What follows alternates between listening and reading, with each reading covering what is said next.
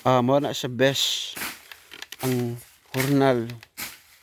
Kusog kasi mong hagbas Mabilit ba sa una no? Maya naman ako ng sipaan.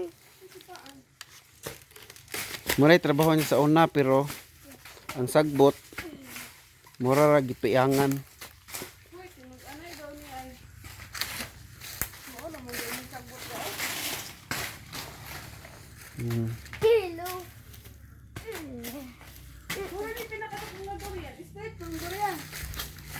Okay. Wa nam dili bagay. Mosquito gilinsahan pun nilang durian. Kumag gid baliran ni dagko ay.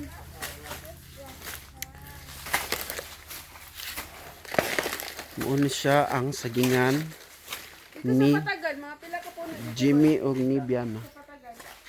Sumidaruhan ba?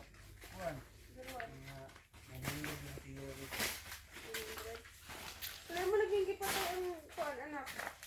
Ana mana aron dili mo niwang ang punuan.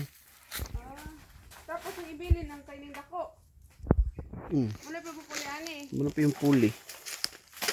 Young followers. Tama, bunga na niya, hinihagbong. Ano ko ko tuba niya. Oh. Nabungahin na po siya. So kumayo pag tagad. Parang na ba, bunga na siya. Oh. Ano na po siya nagsunod. Kanang kasunod niya nga dako. Mo na pa ni. Oh, may nagipatay ng duha ka gagmay oh. Wala mo na. Ini Kuan man siya kabindis man na. Dili man na siya binangay. Pero mahalin ka po ng kabinde. Mahalin gud gyapon. nahalay ko siya kung Daghan. pumatay sa rumpa na. Finance. Mga pila ka po na lang kabinde. Daghan pud. Tani ka puno eh. 50 ka puno. Oo, tulo. Uy. Kaunon man na. Oh, di ba? Nay bunga ay ang kuan no. Marang ano ito yung turo daghag bunga turo. Kapit na mo kulang eh. Mo man pinakauna gyud no. Tung giputos na to. Muni mamunga tanan ba? Mo harvest siguro tag sa kalibo kada puno ano. Ay kada harvest. Bangi mo si Lloyd. Kung mamunga ba mo boom na gini mo, harvest siguro tag sa kalibo kada harvest.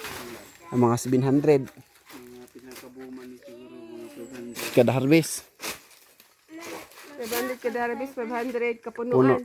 Ya sa isa ka kuan pila ka kilo. Pinakababa na Te. 15. 10 10. pinakababa. 10 kg ka nang pinaka good na.